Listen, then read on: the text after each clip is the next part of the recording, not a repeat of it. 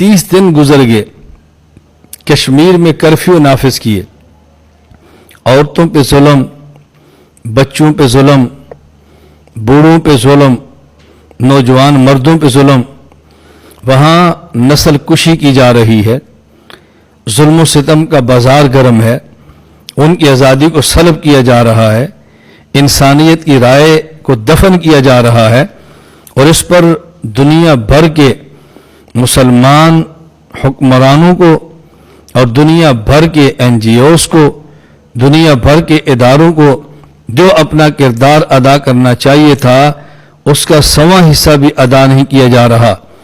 एक ऐसा वक्त है कि दुनिया भर के इंसान को, मैं सिर्फ मुसलमान नहीं कहता, हर इंसान को कश्मीर के मजलूम मुसलमान के साथ खड़ा होना चाहिए।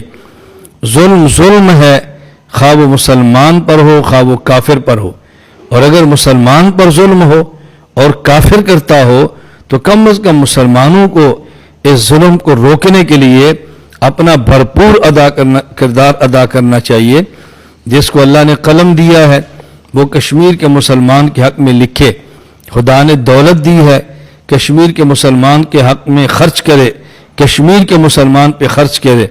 अल्लाह ने ताकत दी है तो कश्मीर के मुसलमान पर जुल्म को रोकने के लिए अपनी ताकत का जायज़ तरीके से इस्तेमाल करे।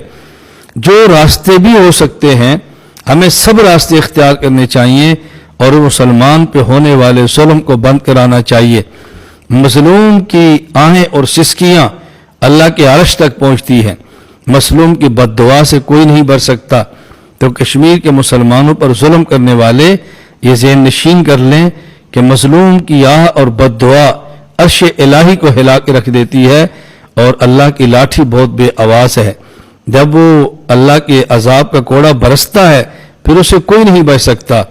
तो हम बहैसियत मुसलमान अपने कश्मीर के भाइयों के साथ खड़े हैं, उनके लिए दुआ भी करते हैं, अल्लाह ताला से मदद भी मांगते हैं, और दुनिया भर के ज़मीर को झंझोड़ना भी चाहते हैं, और हर किसी से कहना चाहते हैं कि जितनी अल्लाह तौफीक अता फरमाए इस मौके पर कश्मीर के मजलूम मुसलमानों की मदद करनी चाहिए।